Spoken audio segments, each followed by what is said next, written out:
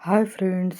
तर इथे तुम्ही बघितलंच असेल, मी इडली बघायला आली होती. तर मग इडली दिसल्यावर मला खायची इच्छा झाली. तर मी ते खाऊन घेतली आणि मला अशी कोरडी इडली पण आवडते. तर मग मी म्हटलं चल रुजूलला पण विचारून घेते, तू खातो की काय? तर त्यांनी बघितलं तर मग त्यालाही खायची इच्छा झाली. मग त्यालाही थोडी चारून दिली आणि त्याच्यानंतर इथे संध्याकाळ झालीच होती. संध्याकाळची जी बेसिक कामं असतात ती पण सगळी झाली होती. फक्त आता स्वयंपाकाचं बघायचं होतं. त्याच्यासाठीच मी किचनमध्ये गेले होते, पण मला इडली दिसली. मग इथे मी थोडंसं पाणी गरम करायला ठेवलं आणि मग त्याच्यानंतर आता म्हटलं इथे थोडंसं बसून मोबाईल चेक करते. कारण दिवसभर ना मोबाईल चेक करायला वेळ मिळत नाही.